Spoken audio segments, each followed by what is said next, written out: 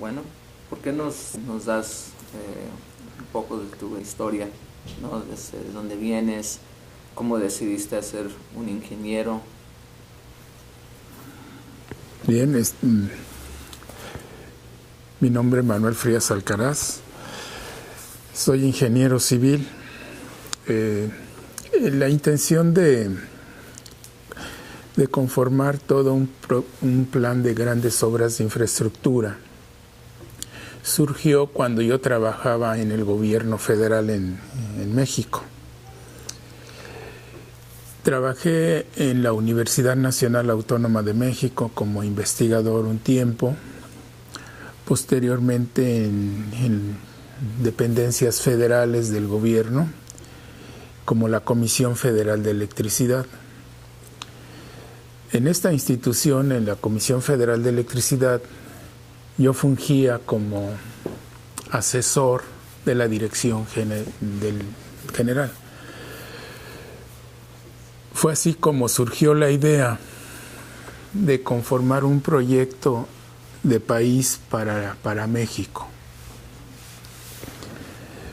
Mis principales funciones en ese tiempo era conceptuar, crear nuevas obras de infraestructura, proponerlas a las autoridades y al mismo tiempo ir formando todo un plan, un programa de grandes obras y proyectos de infraestructura básica, fundamentalmente en este caso de agua y energía. En el caso particular de los proyectos de infraestructura que realiza el gobierno mexicano a través de la Comisión Federal de Electricidad, donde yo trabajaba, tienen una función destacada los proyectos hidroeléctricos, las plantas de generación que se llaman de vapor, en fin, toda la infraestructura eléctrica que se requiere. En particular los proyectos hidroeléctricos, que son las presas para formar grandes embalses con sus plantas de generación, sus turbinas, sus generadores. En ese tiempo yo insistí mucho que fuesen no únicamente para generar energía eléctrica, sino también para abastecer de agua a grandes poblaciones o ciudades, la irrigación para producción de alimentos, el turismo, la navegación, el control de las inundaciones, que son muy comunes y frecuentes en un país como México por sus torrenciales ríos, y al mismo tiempo que estos proyectos hidroeléctricos, en coordinación con otras grandes obras de infraestructura como distritos de riego o bien vías de comunicación, ferrocarriles, carreteras, aeropuertos, en fin, se fueran iniciando la conformación de un México nuevo y bien planificado. Esto con la finalidad de que nuestro país, la República Mexicana, sus principales ciudades están muy altas. Por ejemplo, la Ciudad de México y su zona metropolitana es el principal centro político, económico y social de la nación, se ubica a más de 2,000 metros sobre el nivel del mar. Suministrarle insumos, energía, agua, alimentos y todo lo que se requiere para sus industrias tiene un alto costo, un costo energético. Entonces, ¿cómo podemos hacer un uso óptimo de los recursos si las grandes ciudades como México o bien todas las otras ciudades del país como Guadalajara en Jalisco o una región que se llama el Bajío, en fin, sus principales ciudades están muy altas con respecto al nivel del mar? No es como aquí en Estados Unidos, que estamos, por ejemplo, en Los Ángeles y está prácticamente al nivel del mar. Aquí las condiciones son muy diferentes. Entonces yo empecé con cómo ir optimizando los recursos naturales disponibles en México. Y partiendo siempre del hecho del agua y de la energía. El agua y la energía son lo mismo. es un binomio, son indivisibles. Es decir, energía es agua y agua es energía. Entonces, si uno tiene garantizado estos recursos en calidad y en cantidad, el desarrollo de un país es más promisorio, es más fácil de llevar a cabo. Los proyectos entonces que empecé a conformar, a proponerle a las autoridades, en este caso al gobierno, tienen la finalidad, o tenían la finalidad, que ya varios se construyeron, de ir precisamente ordenando el desarrollo de México. Darle prioridad a la inversión productiva, al trabajo constructivo, con respecto al gasto social, al gasto especulativo, al gasto político, al gasto burocrático, administrativo. Es decir, que el trabajo constructivo y la inversión y las actividades productivas tengan siempre preferencia con respecto a estas actividades. Entonces fue así como empecé a conformar lo que hoy llamo yo el proyecto de País México Tercer Milenio. Ese es su título. Y es toda una directriz para los mexicanos hacia dónde dirigirnos, qué vamos a hacer si nuestras grandes ciudades como el Valle de México se están colapsando por falta de agua, fundamentalmente. El agua, ustedes saben, es un recurso fundamental y México dispone de abundantes recursos hidráulicos, agua, pero en las partes bajas. Acá arriba es escasa. Entonces tenemos que ir ordenando el país en nuevas regiones de inversión y desarrollo. Entonces esto lo empecé a conformar y ya está bien definido en dónde podemos hacer importantes inversiones con alta rentabilidad, productividad, con la amplia también generación de empleos útiles en lugar de lo que les decía, del gasto burocrático, ¿no? Administrativo. Entonces mis actividades fundamentales son esas, conformar, planificar, elaborar y programar importantes proyectos y obra de infraestructura básica. También esta forma de profesional la empecé a aplicar en otras regiones fuera de México, en otros países. Por ejemplo, propuse importantes obras, conceptos nuevos, cómo aprovechar los grandes ríos del mundo, por el Amazonas, el río Orinoco, el río Congo, el río Mackenzie, en fin, el río Mississippi, sin construir presas. Es decir, en este caso, en estos conceptos que yo aplico para México en el proyecto México Tercer Milenio, los extrapolé en estos grandes ríos del mundo, de todos los países. Por ejemplo, en China el río Yangtze-Kiang, o en Rusia el río Ob o Lena, en fin, incluyendo el río Rin, por ejemplo, en Europa. Y se me ocurrió que los ríos, por ejemplo, todo se inició en el río Amazonas, que es el más caudaloso del mundo, que sin hacer presas, sin hacer muros, uno puede aprovechar esos caudales para producir ríos de energía hidroeléctrica, pero con otro sistema, de otra forma. Entonces, así se los platico en forma muy general. También lo apliqué hice un proyecto para África, de la cuenca del río Congo, que es el segundo río más importante del mundo, después del Amazonas precisamente, para transferir agua hacia el sur, hacia el desierto del Kalahari, e irrigar grandes extensiones de tierra en zonas semiáridas, y hacia el norte, hacia la cuenca del río Nilo, para abrir nuevas oportunidades de producción de alimentos, fundamentalmente la navegación, la producción de energía hidroeléctrica, en fin. Entonces, mis actividades centrales son las obras de infraestructura, y entre ellas precisamente se conformó en su nueva versión el Plan Hidráulico del Noroeste, que se conoce como Plino. Plino, yo le llamo en su nueva versión Plino siglo XXI.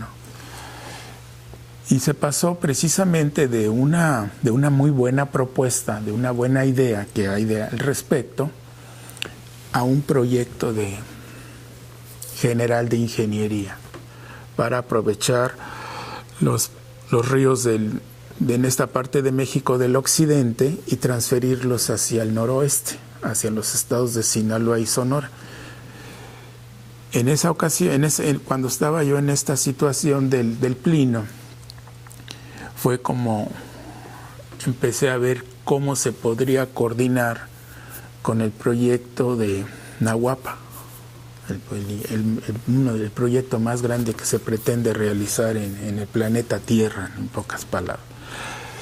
Y vi que se podrían coordinar los dos, guardando las proporciones de uno con respecto al otro, pero aquí es muy importante que se entienda que la esencia, el fundamento del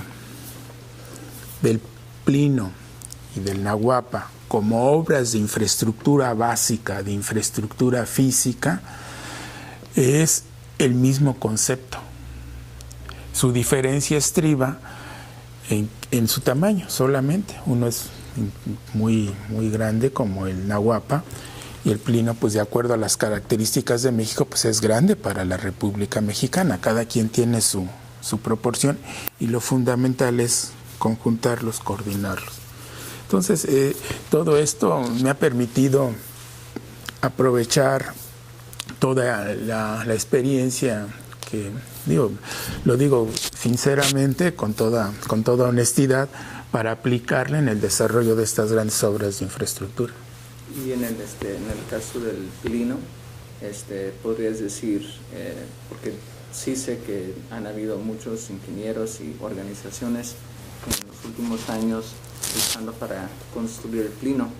¿Nos podrías dar una idea de dónde exactamente está en este momento? O sea, si están avanzando, si van a recibir fondos o si van a tener conferencias respecto al Plino, o sea, dónde exactamente está el movimiento para construir el Plino. Bueno, en la actualidad el Plan Hidráulico del Noroeste, el Plino, tiene una importante aceptación social. Esto es muy importante destacar. Este tipo de proyectos como Nahuapa o el Plino, pero hablando del Plino, deben sustentarse en una base social, más que en una base de gobierno. O sea, la sociedad lo tiene que solicitarle al gobierno, tiene que decir al gobierno: queremos estas obras. Entonces, en la actualidad se encuentra precisamente en una etapa de que los habitantes de los 3 estados involucrados directamente, que son Nayarit, en estados mexicanos del occidente y del noroeste, Nayarit, Sinaloa y Sonora, y también se podría incluir, por supuesto, a Baja California Norte, tienen una aceptación muy, muy, muy, muy significativa en la sociedad. Hace como un mes, 2 meses, o menos de 2 meses, la Organización de México de la RUSHPAC organizó unas conferencias en el Congreso mexicano, en el Congreso Federal, con la participación de legisladores mexicanos y de ustedes y de los jóvenes, las ruchistas. Y resultó muy interesante porque los legisladores que están promoviendo firmemente el plino en el Congreso se comprometieron a continuar con este impulso para obtener los recursos necesarios económicos, los recursos económicos necesarios federales, e iniciar las obras fundamentales del plino. Entonces, yo creo que el gobierno de México, con la presión o la petición de la sociedad y los legisladores, tiene muchas posibilidades de que ponga en marcha el plan hidráulico del noroeste del Plino. En la próxima semana o en la primer quincena de enero, en el mes de enero del 2011, se va a llevar a cabo, está programado al menos, conferencias en el Senado de la República de México, para precisamente darle un impulso más fuerte al plino con la participación cada vez mayor de legisladores. Y la intención es que el plino se convierta en una directriz de desarrollo y si así se considera, incluirla en la Constitución política como un ejemplo de hacia dónde se tienen que dirigir los nuevos proyectos de México, como un importante ejemplo. Eso ojalá se pudiera alcanzar, pero lo que sí hay en firme es que los legisladores de los estados que están involucrados, fundamentalmente del estado de Sonora, están en la mejor disposición y con el entusiasmo de involucrar cada vez a más diputados y senadores, y al mismo tiempo hacer la petición formal y con mayor fuerza al Poder Ejecutivo, es decir, al presidente de la República. Y en torno de la crisis financiera, ¿qué dirías tú es la importancia de Nahuapa y Plino? ¿Lo ves como una necesidad para el futuro y para resolver la crisis en este momento, o como solamente una opción, una alternativa? ¿O lo ves como una necesidad de algo que si no lo hacemos como humanidad podríamos fracasar o no sé qué? Pero ¿qué tú dirías es la importancia de obras como Nahuapa y Plino? Lo que se está requiriendo cada vez más es trabajo, pero trabajo útil, no trabajo especulativo, eso no se le llama trabajo, sino actividad o gasto especulativo. El Nahuapa y el Plino son alternativas que pueden reactivar la economía, reciclarla de manera muy, muy positiva. Yo lo veo como una de las grandes opciones a fin de que México, Estados Unidos y Canadá, ya hablando, incluyendo el Nahuapa, por supuesto, activen sus economías y las sustenten fundamentalmente en actividades constructivas, en trabajo productivo, no en ilusiones, en quimeras, en papel, con todo respeto lo digo, ¿no? El dinero no es la riqueza de un país, esa es una falacia. La mayor riqueza de un país son sus recursos y sus riquezas naturales transformados con creatividad e ingenio por sus habitantes. Esa es la riqueza del país. El dinero únicamente es una forma para facilitar las transacciones. México, hablando ya de mi país, ustedes saben que está convulsionado, hay muchos problemas. Una de las formas de solucionarlo a fondo es precisamente la generación de trabajo, una alternativa a los jóvenes. Millones de jóvenes no tienen empleo. ¿Qué futuro les está esperando? Entonces son una situación para las actividades ilegales muy, muy fáciles de engancharlos, ¿no? En la palabra. Entonces el nahuapa y el plino, en el caso de México, del plino, es una solución de fondo a una convulsión social peligrosa que nos va a llevar, con estas obras de infraestructura, a consolidar el desarrollo y el progreso del país.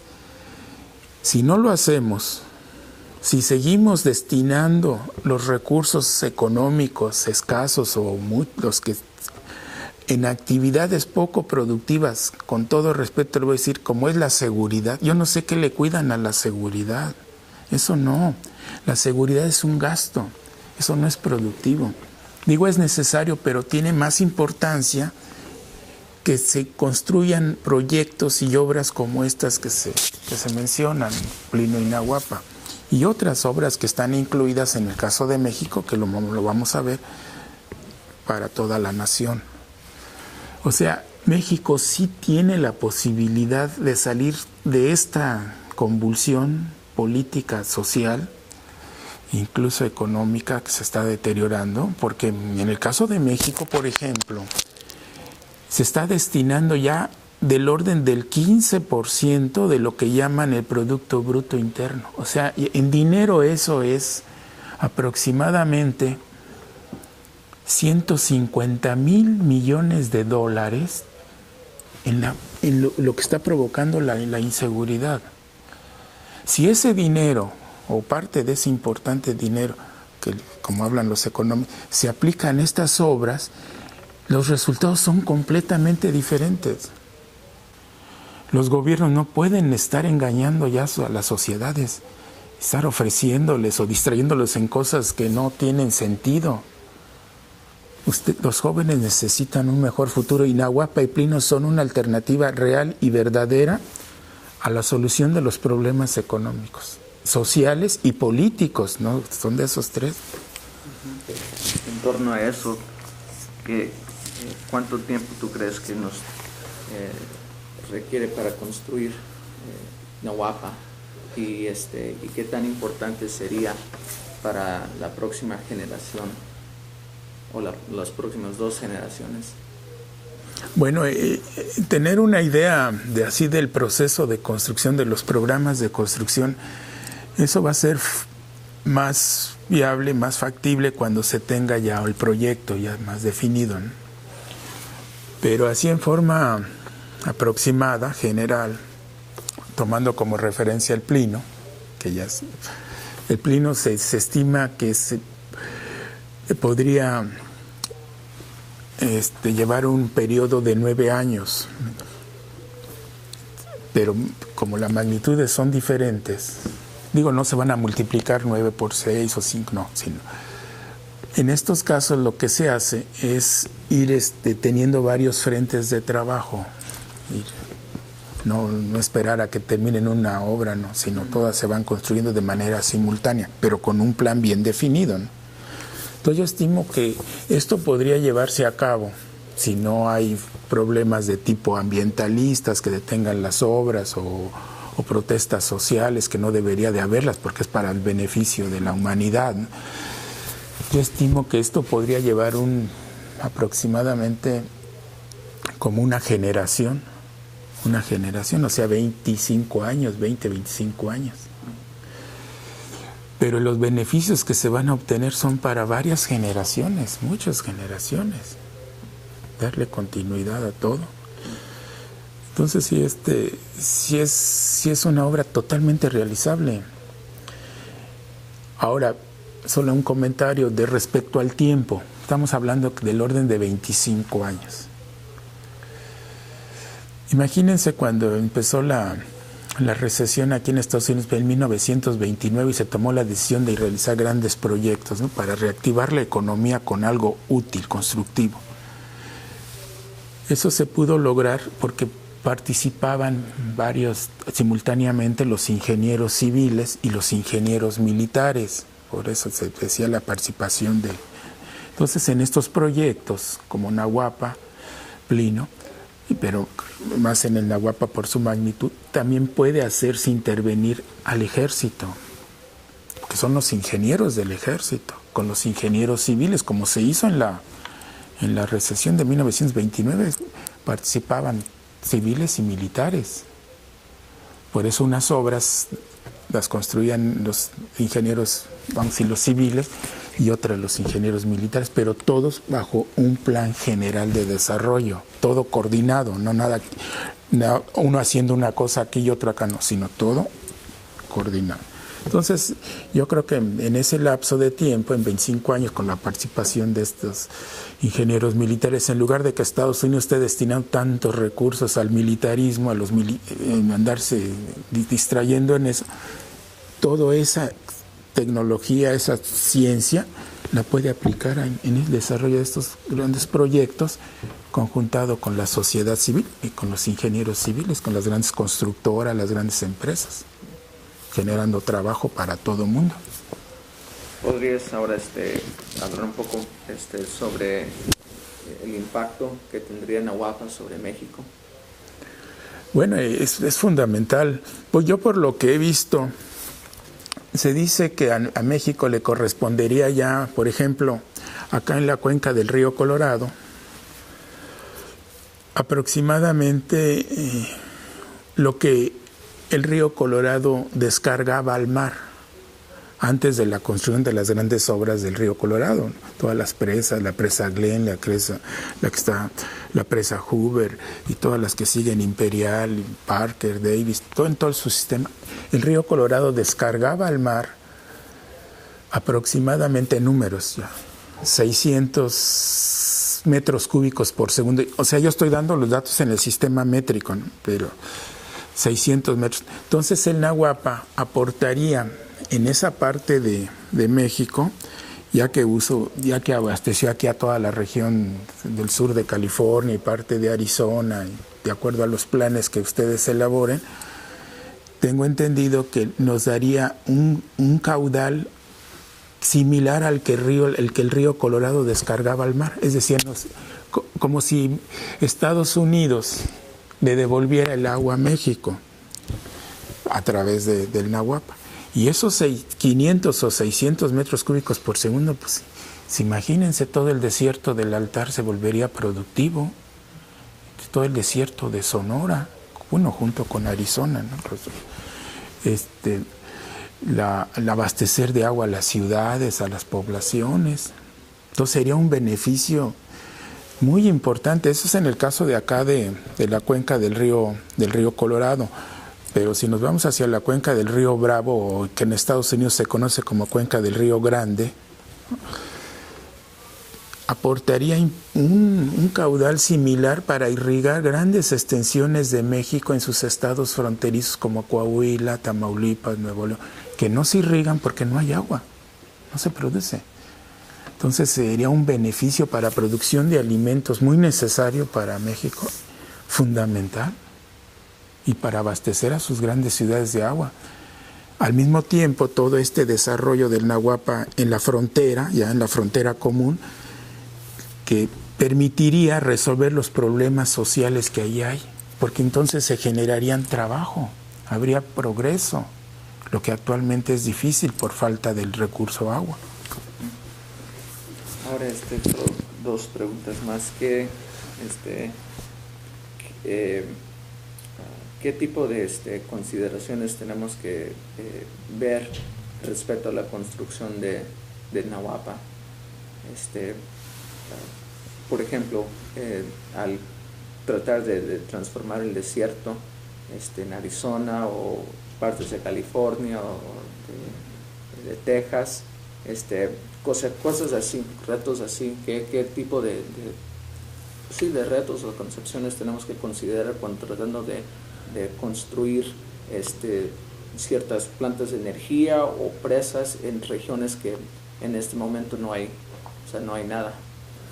Bueno, en el caso de las obras complementarias, porque son obras ya complementarias, las principales son las de transferencia, ¿no?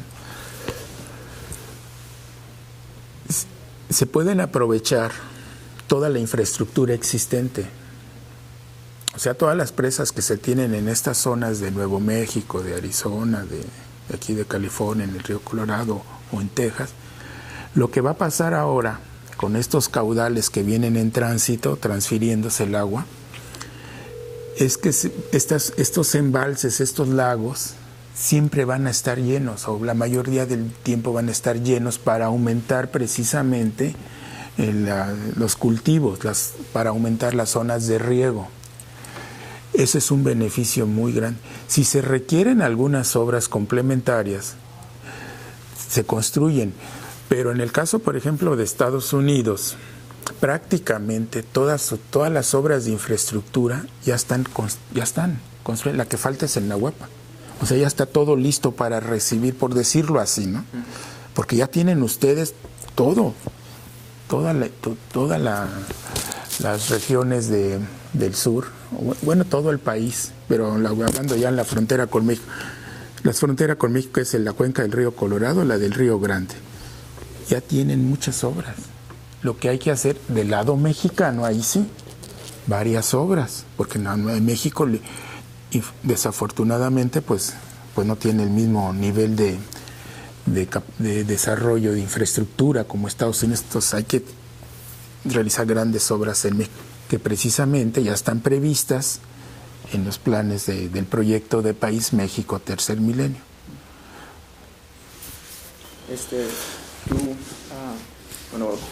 En las últimas semanas la RUSH ha dicho que el 1 de enero puede haber un fracaso en todo el sistema financiero internacional, o sea, aquí en los Estados Unidos y especialmente en Europa. Por muchas razones, en este momento la política de la Reserva Federal y la política de Obama es una política hiperinflacionaria, y eso es exactamente lo que hemos visto en el caso de Europa. Y pues por muchas razones la RUSH últimamente pronosticó que para el 1 de enero, si no se adopta la ley de Glass-Steagall, todo el sistema puede fracasar. Pero obviamente hay soluciones a lo que enfrentamos, no solamente a la crisis financiera, pero también, como estamos discutiendo, ¿no? Podemos dar empleo productivo, o sea, podemos crear más energía para las próximas generaciones. Si tú tendrías una oportunidad a decirles algo al gobierno de los Estados Unidos y al gobierno de México, ¿qué les dirías en torno de lo que ha pronosticado la RUSH y de la emergencia que enfrentamos hoy? Bueno, el 1 de enero ya es pasado mañana. Estamos a 2 días del 2011. El señor Lyndon LaRouche, uno de los personajes mundial, prácticamente así le ha acertado a todo, prácticamente. Las recomendaciones que él hace deben ser analizadas con todo el profesionalismo y la seriedad.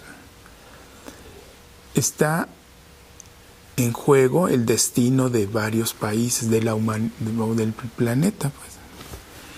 Todo esto, con todo respeto, se debe, también desde mi punto de vista, a que al dinero le dan toda la importancia. Todo el desarrollo de la humanidad es basado por alcanzar el dinero, tener el dinero, la riqueza. Y yo por eso, si el señor Lyndon LaRouche está advirtiendo desde hace tiempo, no es ahora, o sea, esto ya es consecuencia, ¿no? Y lo que él llama la edad de las tinieblas, debe de evaluarse sinceramente que en el caso, por ejemplo, de que si yo tuviera la oportunidad de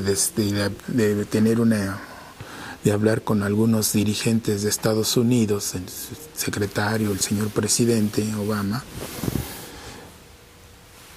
que lo escuchen, que obras, lo que está diciendo él es dejarse de quimeras, por decirlo en otras palabras, de ilusiones, para ponernos a trabajar en algo útil, en algo productivo, en algo constructivo.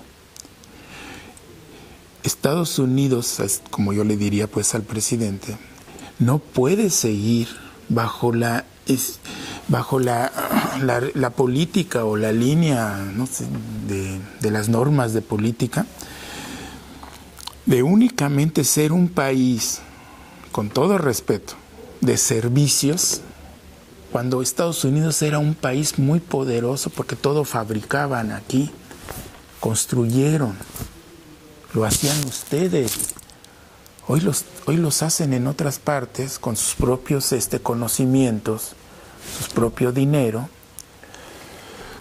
Eso de libre mercado y esas teorías económicas de darle importancia al dinero sobre la riqueza más de un país que son sus habitantes y sus recursos está equivocada total. Y lo mismo le diría al gobierno mexicano. Está convulsionado el país. ¿Por qué está convulsionado? Y cada vez está más peligroso. Porque necesitamos que las nuevas generaciones tengan empleo, tengan trabajo, y también los que están trabajando no pierdan su trabajo, su empleo. Ya dejemos de estar destinando tantos recursos, en este caso, a la seguridad, que no se resuelve, así no se resuelve. Y ya se creó un desequilibrio muy, muy delicado, muy fuerte. Lo mismo, o sea, basar nuestro desarrollo en nuestros propios recursos. No es que nos vayamos a encerrar y con esas teorías del libre mercado, de la globalización y la democracia, no. Lo que vamos a hacer es salvar a nuestros pueblos, a nuestros países, darles su lugar que se merecen, restablecer. Estados Unidos no debe con todo respeto, no debe de perder la autoridad mundial. Y está a punto de perderla por desequilibrios tremendos. Entonces, es la oportunidad, el Nahuapa, de construir el Estados Unidos de América del siglo XXI. Esa es su bandera, eso es su insignia, su estandarte. Ahora, para concluir, ¿qué les dirías a todos que van a ver esta entrevista, a toda la gente en los Estados Unidos, México y en otros lugares? ¿Qué palabras tienes para todos ellos? Bueno, en primero, recuerden que lo más valioso de todo somos nosotros, somos los habitantes, somos que el país que tenemos ustedes en Estados Unidos, nosotros en México, como una comunidad que le llaman, el comercio del Tratado Libre Comercio, algo así, que digo también está medio tremendo, pero lo que yo les diría es que la única forma de generar riqueza, bienestar y progreso es conforme a un proyecto de país bien definido, de amplia visión y largo alcance, que revalore a sus habitantes, que revalore a sus autoridades y sobre todo que esté sustentado ese proyecto de país en la creatividad, en el ingenio y en la prosperidad de los propios habitantes. Tienen todo para seguir siendo Estados Unidos, en este caso, la autoridad. ¿Cómo es posible? También lo voy a decir con todo respeto, que Estados Unidos en menos de 70 años, cuando empezó la recesión, que empezó su crecimiento muy importante con el señor presidente Roosevelt, y 70 años después, o 75, está en crisis. No es posible. ¿Por qué está en crisis? Por haberle dado tanta preferencia a lo inmaterial, a lo que no se toca, a la ilusión. Cuiden su país, es lo más que tienen, no hay otro. Ni modo que se vayan a vivir a África. No, ustedes cuiden su casa. Ese es el que... Y por favor, recuerden también, desde mi punto de vista, Estados Unidos, Canadá y México, lo que se llama Norteamérica, debemos todos de colaborar y cooperar. El Nahuapa es, insisto, el estandarte de Estados Unidos del siglo XXI, ¿ya? O del tercer milenio incluso. Es el mensaje. Luchen por el Nahuapa y que se lleve a cabo.